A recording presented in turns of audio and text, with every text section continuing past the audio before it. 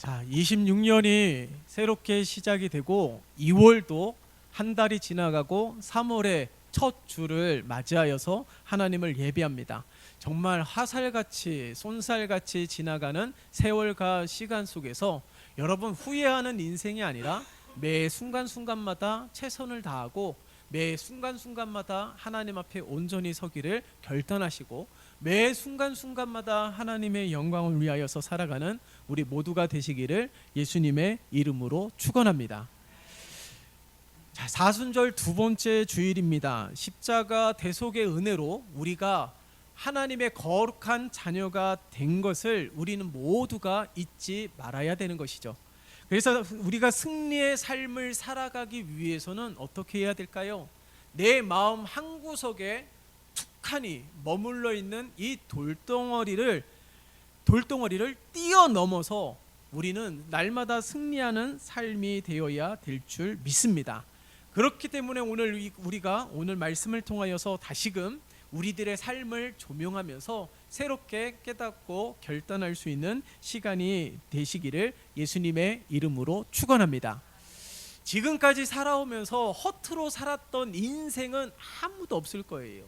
저마다 최고의 인생이 되기 위하여 저마다 힘쓰고 애쓰고 저마다 여러 가지 방법으로 저마다의 모든 방법으로 열심히 최선을 다하여서 살아갔을 것입니다.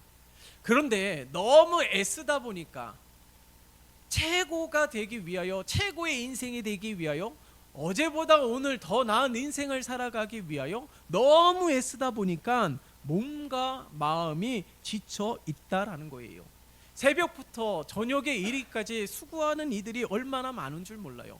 여러분들도 첫 차를 타보셨죠? 전철이든 버스든 첫 차를 타면 딱 느끼는 생각이 와, 이렇게 부지런하고 성실하게 살아가는 사람들이 너무 많다는 것을 새삼 깨닫게 됩니다. 여러분 늦게까지 일하는 분들 보셨죠? 이렇게 남들 다 자는 시간에 깨어 있어서 그 일을 하시는 분들도 적지 않다라는 사실에 더 놀라움을 갖게 되는 거예요. 그런데 너무 열심히 살고 항상 더 나은 삶을 위해서, 그리고 부모는 가정과 자녀를 책임지기 위해서 무거운 짐을 지고 늘 열심히 살아가다 보니까 가로사 스트레스로 사망률이 치솟게 되고 있어요. 우리나라는 이 가로사 스트레스로 인한 사망률이 세계 최고입니다.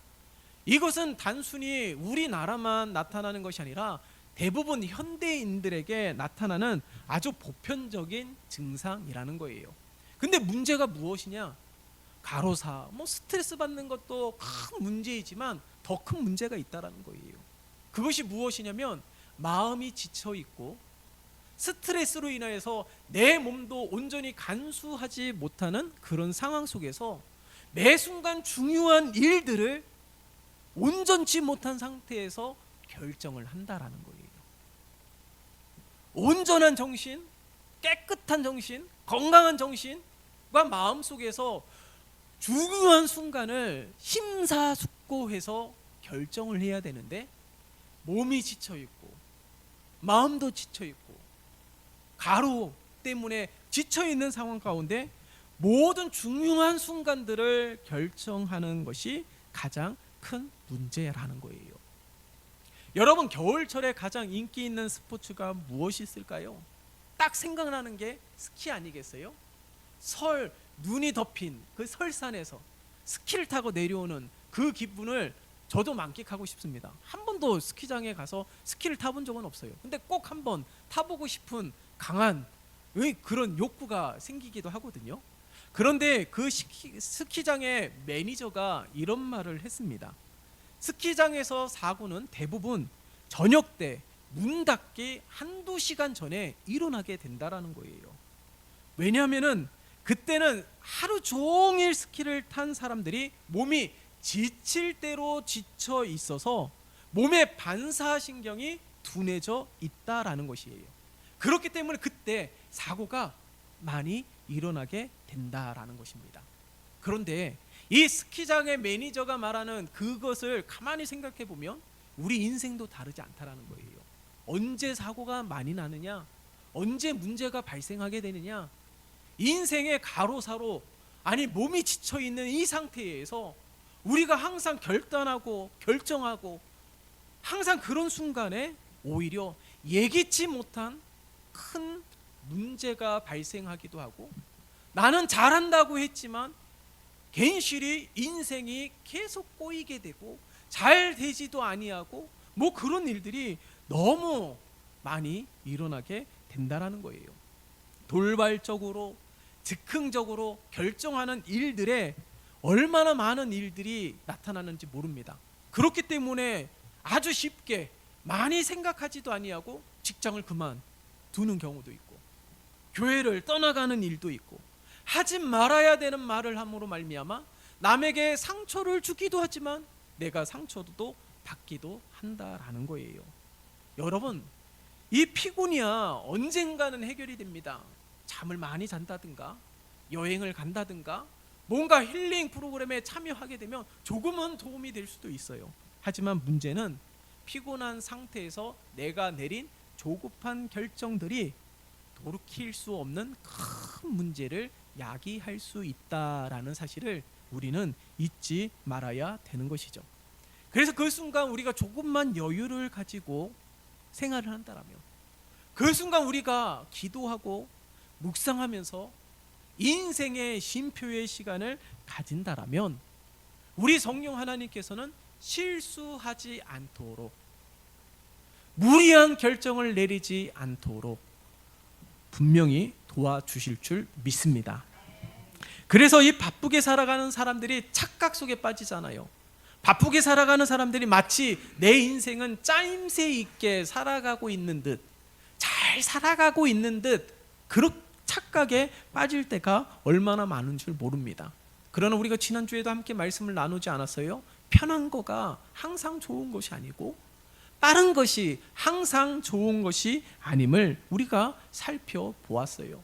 한 목사님이 주일을 앞두고 설교 준비를 하는데, 설교를 준비할 때 아주 중요한 자료가 친구 목사님에게 있다라는 것을 발견하고 친구 목사님에게 가서 그 자료를 빌려와야 되는 거예요. 그래서 이제 준비를 하고 친구 목사님에게 찾아가기 위하여 사무실을 나갔는데 문득 교회 현관의 문고리가 덜렁덜렁 거리는 것이 눈에 띄게 되었어요. 그럼 어떡합니까? 당장 철물점에 가서 문고리를 구입해서 그 덜렁덜렁 거리는 문고리를 교체했단 말이죠. 이젠 친구 목사님에게 딱 가려고 하는데 갑자기 신학교 동기들이 오랫동안 소식이 없다가 이제 신학교 동기들이 한번 모이고자 카톡에 메시지를 막 올라오는 거예요. 너무 반가워서 카톡에 메시지를 올렸더니 거기에 답글이 달리면서 이런저런 이야기를 카톡을 통해서 나누었던 것이죠. 그러던 중에 교회에 여집사님이 방문하게 된 겁니다. 그 여집사님은 평소에 봉사도 헌신도 섬김도 너무 열심히 하는 집사님이기 때문에 그 집사님과 함께 티타임을 가지면서 이런저런 은혜로운 대화를 나누었어요. 그래서 대화를 나누던 중에 권사님 한 분이 허리가 심하게 아프셔서 오랫동안 교회를 못 나오고 있다라는 소식을 듣게 된 것이에요. 그래서 이미 들었기 때문에 그참에 집사님과 함께 그 권사님 댁에 신방을 가게 된 것이죠. 신방을 마쳤더니 이제는 해가 저물어서 하루가 거의 끝나가고 있는 시간이에요. 이 목사님이 지금 무엇을 시작하려고 했었나요? 설교 준비를 하기 위해서, 자료를 얻기 위해서 친구 목사님에게 가는 도중에 문고리를 발견하고 카톡 메시지가 울리고 여집사님이 오시고 신방을 가고, 그러나 가장 중요한 것은 설교 준비를 하나도 못했다라는 것이죠. 이런 문제가 왜 발생하게 될까요? 분주하기 때문에.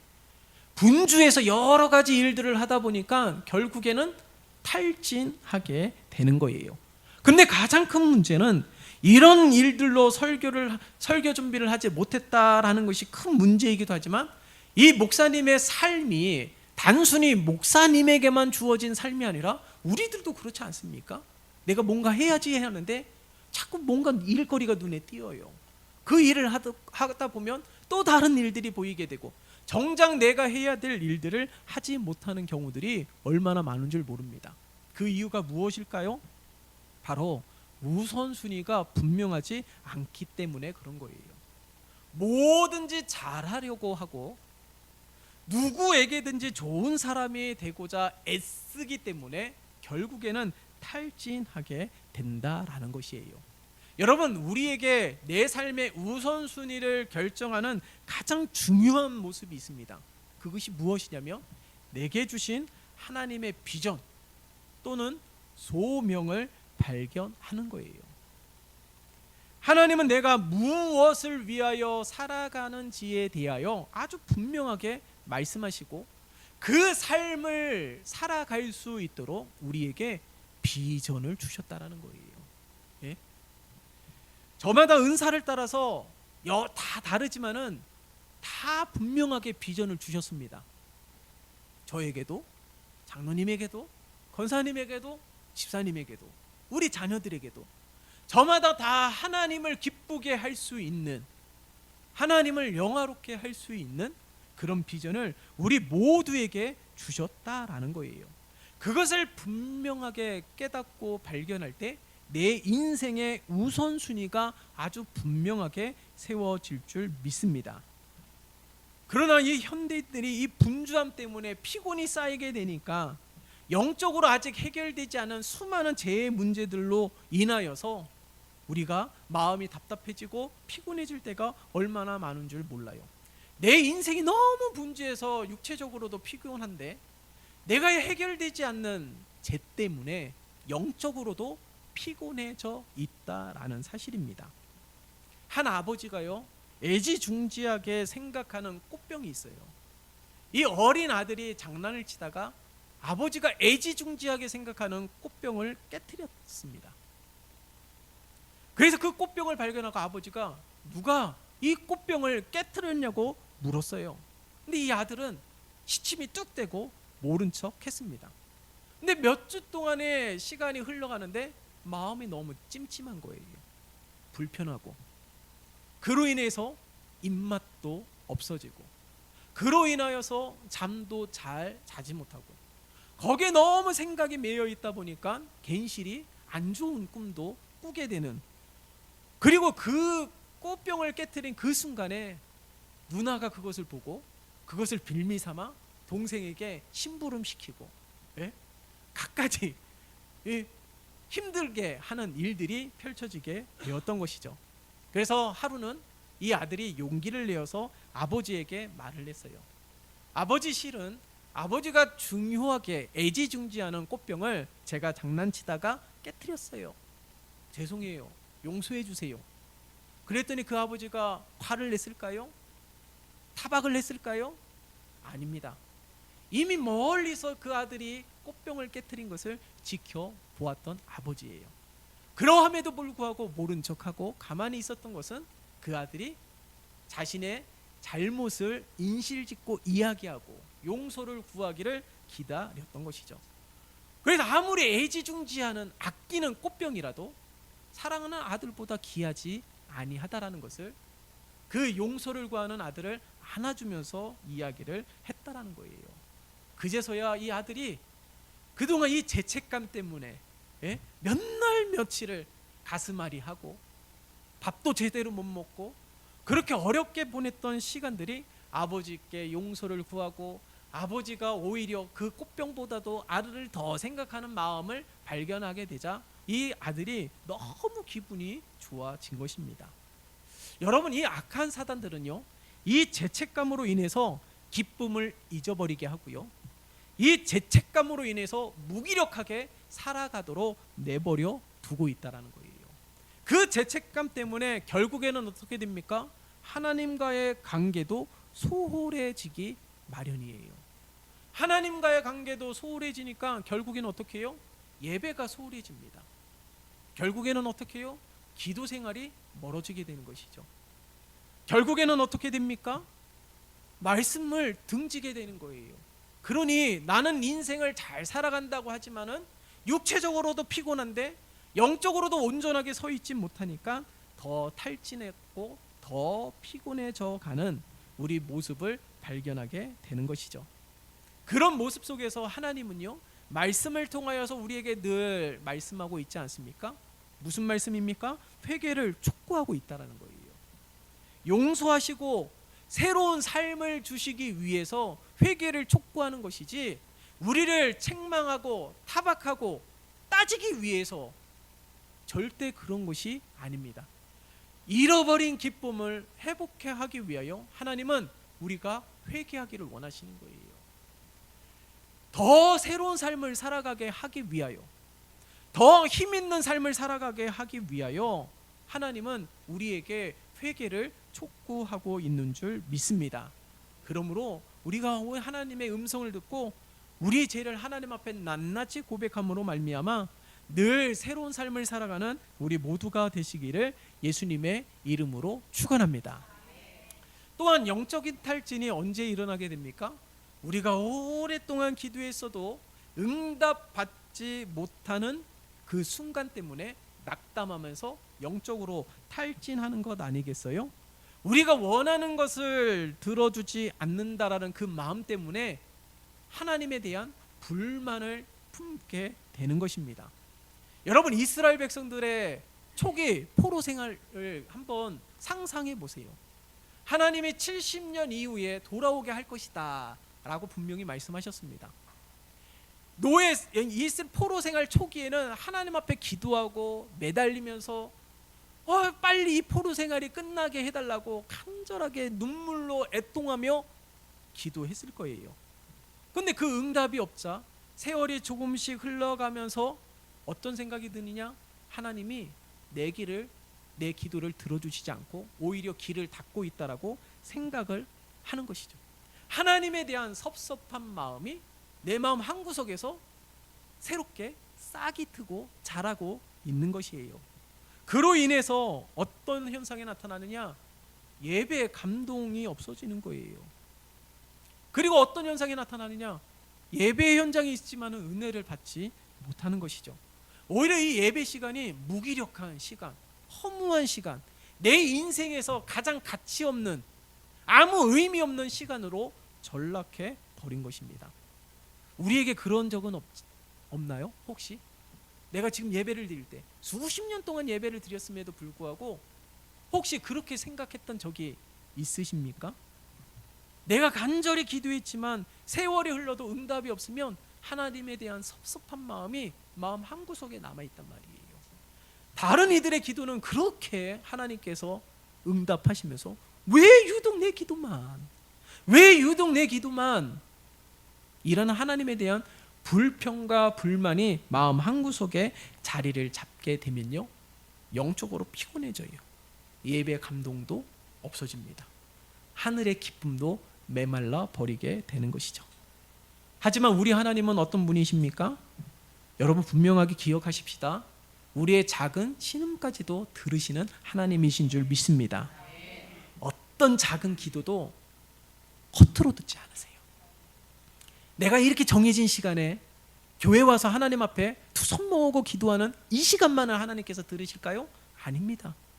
길을 가다가 무심코 기도했던 그 한마디도 아주 우리 하나님은 명확하게 기억하고 계시는 분이십니다. 시간과 공간을 초월하시는 하나님, 우리의 마음속으로 내가 미처 입으로 내지 않았다 할지라도 마음속으로, 생각 속으로 기도하는 모든 것들도 하나님은 분명히 들으시는 하나님이신 줄 믿습니다. 그것을 절대 의심하면 안 되는 거예요. 하나님은 이런 하나님이세요. 그런데 우리가 꼭 기도하는 것에 하나님은 무조건 예스만 하시는 분이 아니라는 거예요. 때로는 예스가 응답이 될 수도 있지만 때로는 노가 응답이 될 수 있음을 우리는 잊지 말아야 되는 것이죠. 그러면 우리가 어떻게 해야 됩니까? 결론은 간단합니다. 기다리는 것입니다. 왜냐하면 이 또한 우리가 잊지 말아야 되는 거예요. 하나님은 나를 사랑하시기 때문에 하나님은 나에게 가장 좋은 것을 주시기를 원하시는 하나님이라는 사실이에요. 이 사실을 잊으면 안 되고 이 사실을 망각하면 안 되는 겁니다. 이 사실을 분명히 기억해서 내 기도가 응답이 더디는 그 순간에도 하나님은 이미 가장 좋은 것을 준비하기 위하여 지금도 일하고 계시는 하나님에 대하여 의심 없이 바라보면서 늘 인내하고 기다리고 결국에 하나님의 은혜를 누리는 우리 모두가 되시기를 예수님의 이름으로 축원합니다. 자, 이 육체적인 피곤과 영적인 피곤을 우리가 해결해야 되는 가장 중요한 이유가 무엇이냐면 이 육체적인 피곤과 영적인 피곤이 나타나는 여러 가지 현상이 있는데 또 하나의 현상이 뭐냐면 바로 불편한 관계에서 나타나게 된다라는 거예요. 여러분, 가족이라고 해서 다 좋은 관계가 아닙니다. 가족임에도 불구하고 불편한 관계가 있고요. 아니, 가정에서도 그러는데 직장은 더하겠죠. 그거 다 좋은 사람만 있는 것이 아니라 가시 같은 존재가 있고 괜시리 이유 없이 항상 미워하는 이들도 있어요. 이런 불편한 관계에서 오는 영적인 피곤함도 있다라는 거예요. 나에게 상처를 준 사람, 또한 반대로 내가 상처를 주어서 미안한 마음에 불편한 관계가 조금씩 쌓이다 보면 내 마음이 영적으로 피곤해지게 된다라는 거예요. 그럼 어떻게 해야 될까요? 내 마음의 방에서 그것을 내보내야 되는 것입니다. 특별히 이 교회에서 오랫동안 갈등하고 대립하는 상황은 오래 끌어서는 절대로 유익이 될 수 없어요. 용서하고 풀어야 되는 것이죠. 혹 용서를 받지 않는다고 할지라도 내 마음속에 계속 품고 있으면 그것이 어떻게 돼요? 영적 질병이 되는 것입니다. 성경에 보면은 형제를 비판하고 미워하는 마음의 뒤에서 불 붙이는 이가 있는데 그게 누구예요? 마귀 아닙니까? 자꾸 미워하는 마음을 들게 하고 자꾸 눈에 가시 같은 것을 보게 하고 불편한 마음을 갖게 하고 이 불편한 마음 가운데 바람을 불게 하고 불을 붙여서 오히려 그것이 더 큰 화를 나타나게 하는 것이 이 악한 마귀들의 간교한 계략이라는 거예요. 그래서 우리 마음속에 그것을 내보내야 되는데 어떻게 해요? 용서하고 내 마음에서 내보내게 될 때에 그 빈자리에 무엇이 채워지느냐? 하나님의 은혜가 채워지는 거예요. 하나님의 용서가 채워주는 것이죠. 하나님의 사랑이 채워지게 되는 것입니다. 그래서 우리의 영적 이 피곤함에서 벗어날 수 있도록 날마다 힘써야 될 줄 믿습니다. 그리고 가장 중요한 것이 무엇일까요? 왜 이 영적 피곤과 탈진이 계속해서 일어나게 되는 이유가 무엇일까요? 매 주일마다 드려지는 예배, 매 순간순간마다 드려지는 예배가 미적지근하는 그런 시간들이 쌓이게 될 때에 영적 탈진에 이르게 되는 것입니다. 한 철학자가요 이런 말을 했대요. 이 세대는 종교가 부족해서 망하는 것이 아니라 하나님을 향한 열망이 부족해서 망할 것이다. 이 말이 무슨 말일까요? 이 말을 다시 한번 풀어서 이야기하다 보면은 하나님을 믿지 않는 것이 문제가 아니라 하나님을 믿어도 적당히 믿는 것이 문제라는 거예요. 하나님을 믿어도 의무감으로 믿고 책임감으로 믿는 것이 가장 큰 문제라는 것이죠. 의무감으로 예배를 드리는데 기쁨이 있을 수가 없죠. 책임감으로 예배를 드리는데 감동이 있을 수가 없죠. 기뻐하는 마음으로 자원하는 마음으로 드려야 되지 않을까요? 그래야지 기쁨이 있는 것 아니겠습니까? 그래야지 은혜를 받는 것 아니겠습니까? 여러분, 의무감으로 책임감으로 오랫동안 예배하고 봉사하고 헌신하다 보면 결국에 어떻게 됩니까? 제가 목회생활을 하면서 유심히 보니까 오랫동안 정말 봉사도 열심히 해요. 예? 헌신의 삶도 열심히 합니다. 솔선수범해서 막 그렇게 하시는 분들이 얼마나 많은 줄 몰라요. 그런데 그것들이 쭉 가는 것이 아니라 나중에는요 탈진하게 돼요. 나중에는요 시험에 들게 돼요. 결국에는요 교회를 떠나게 되는 일들이 일어나게 되더라고요. 그 이유가 무엇일까요? 한번 생각해 보세요. 물론 아닐 수도 있습니다. 그런데 한번 생각해 보자고요. 내가 의무감 때문에 내가 책임감 때문에 그렇게 한 것은 아닌지, 그러하다 보면은 영적 스트레스가 쌓이게 되고, 그러하게 되면은 영적 피곤함이 계속해서 쌓이게 되는 거예요. 그러면 내가 이 봉사에 대한 기쁨도 잊어버리고 예배에 대한 감동도 잊어버리게 되는 것입니다. 여러분, 분명하게 말씀드립니다. 내가 일을 많이 했기 때문에 피곤한 것이 아니에요. 은혜를 받지 못하기 때문에 피곤한 것이죠. 이때 우리는 어떻게 해야 됩니까? 당연한 거 아니겠어요? 은혜의 생수를 마셔야 되는 거예요. 그렇기 때문에 우리는 하나님 앞에 간구해야 되는 것이죠. 여러분, 절대로 내 인생살이도 우리의 신앙생활에서도 무감각해지면 안 되는 거예요. 내 상태를 면밀하게 볼 수 있는 그런 지혜가 있어야 되는 것이죠. 내가 자꾸 불편합니까? 감동이 없습니까? 이거 의무감, 책임감 때문에 합니까? 그러면 문제가 있다는 것이죠. 어떻게 해요? 그러면 하나님께 간구해야 되는 것 아니겠어요? 어떻게 간구합니까? 예배 속에서 은혜를 받게 해달라고 간구하는 것입니다. 어떻게 기도합니까? 봉사와 섬김 속에서 기쁨을 누릴 수 있도록 하나님 앞에 간구하는 우리 모두가 되어야 되는 것이죠. 의무감이 아닌, 책임감이 아닌 거저받은 우리 주님의 사랑, 우리 주님의 십자가 대속의 은혜를 기억함으로 어떻게 해요? 자원함으로 감당하는 우리 모두가 될 수 있도록 늘 하나님 앞에 간구하는 우리 모두가 되시기를 예수님의 이름으로 축원합니다. 여러분, 오래전에 이런 간구의 문구가 있었잖아요. 열심히 일한 당신 떠나라. 네? 무슨 말이에요? 다 내려놓고 떠나서 한번 리프레시 할 수 있는 그런 시간을 가지라는 거예요. 그래서 여행을 가면은 정말 리프레시가 되지 않습니까? 그런데 여행을 다녀오면 여독이라는 것이 있잖아요. 몇 날 며칠 동안은 즐겁게 시간을 보냈지만은 여행을 다녀오면은 이 여독 때문에 또한 몇 날 며칠을 온전히 생활하지 못하는 문제가 발생하게 되는 것이죠. 그런 문제로 인해서 무엇을 발견할 수 있습니까? 여행만이 근본적인 문제를 해결하는 것이 아니라는 것이에요. 여러분, 정말 하나님이 원하시는 것은 문제로부터 도망치는 것이 아니라 그 문제 속에서 하나님의 능력으로 이기는 것입니다. 문제가 발생해서 다 내려놓고 일단 잠시 올스톱하고 여행을 떠나면 마음은 홀가분해질 수 있어요. 그런데 생각해 보세요. 문제는 해결되지 않았어요. 홀가분한 상태에서, 리프레시된 상태에서 다시 돌아오면 이 문제가, 해결되지 않은 문제가 고스란히 남아있다는 것이에요. 시간만 허비하는 것이죠. 그럼 근본적인 문제가 뭐예요?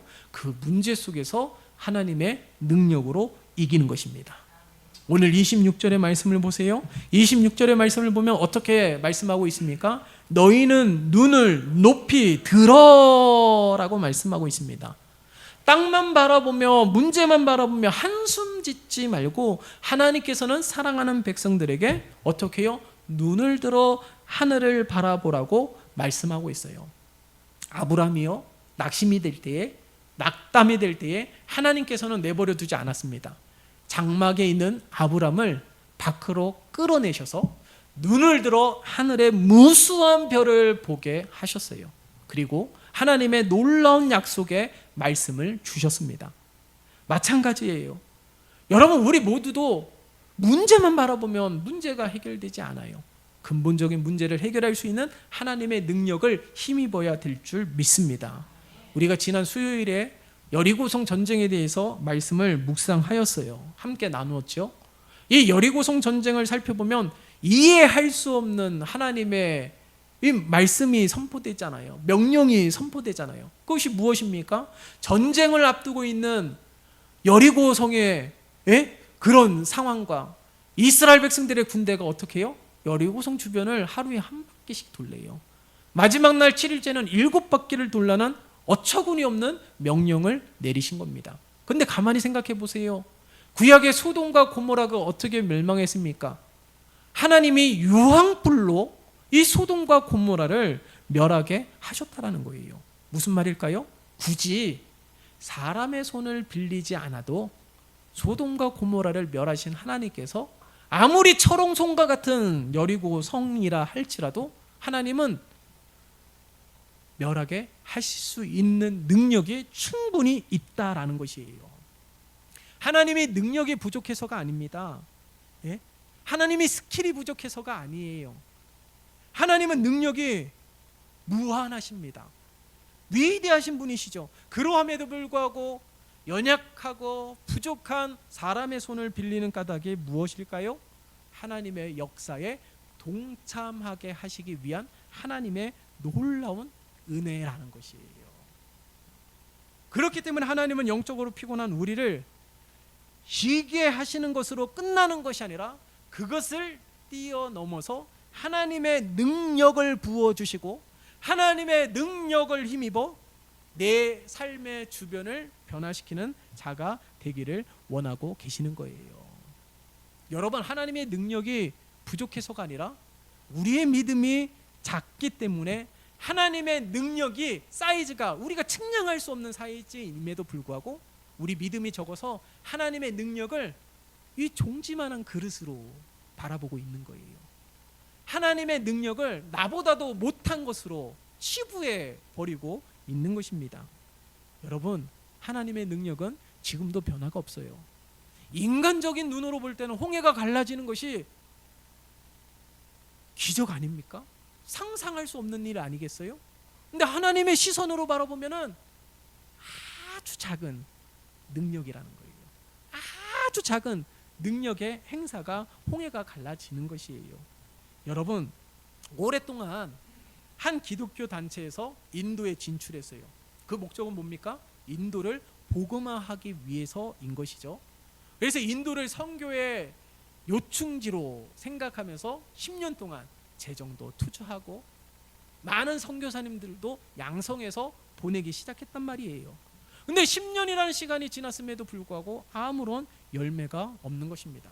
결국 이사회에서 이 인도를 내려놓고 철수하기로 결정을 하려고 해요. 근데 한 원로 목사님이 결정을 앞두고 밖으로 나와서 밤하늘의 별들을 보게 되었습니다. 문득 아브라함에게 하신 말씀이 기억이 난 거예요. 그리고 오늘 이 본문의 말씀 이사야 40장의 말씀이 생각이 난 것이죠. 그래서 선교사님은 다시 한번 더욱 하나님을 의지하고 다시 한번 시작해 보자라고 결정을 내리고 결론을 내리고 이사회에 많은 분들을 설득해서 다시금 재정적인 투자도 하고 다시금 선교사님을 보내기 시작했단 말이에요. 어떻게 되었을까요? 결국에 인도의 역사사 초유의 부흥의 역사가 나타나게 되었고 그곳에 15,000명이 모이는 인도에서 가장 큰 교회가 생겨나게 되었습니다. 여러분, 오늘 본문의 말씀을 보세요.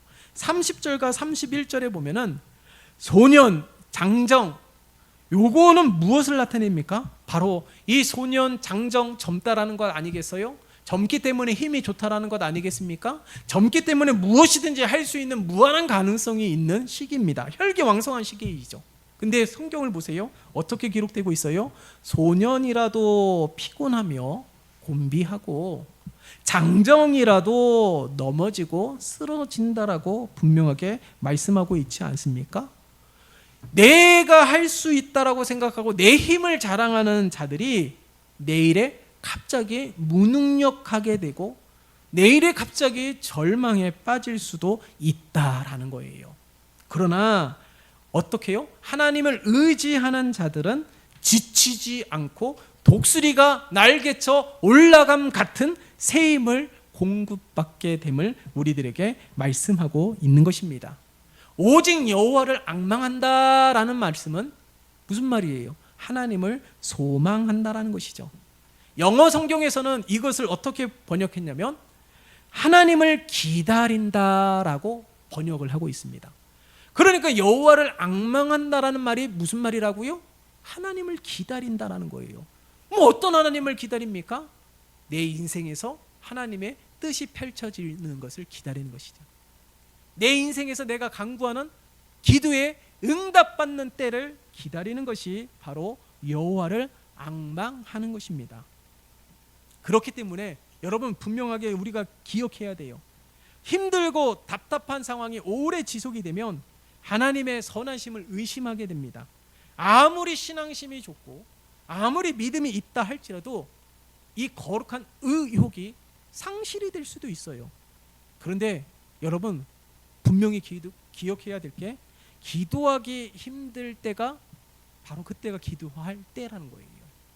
말씀 보기 힘들 때가 바로 그때가 말씀을 봐야 되는 가장 중요한 시간이라는 것입니다. 매 순간 하나님의 은혜를 체험해야지만이 공고하며 피곤한 시절들을 이겨낼 수 있다라는 거예요. 그래서 하나님을 기다린다라는 것은 하나님을 바라보면서 숨을 고르는 거예요. 시편에 보면은 셀라라는 단어가 많이 나오죠. 말씀 뒤에 가로 안에 셀라.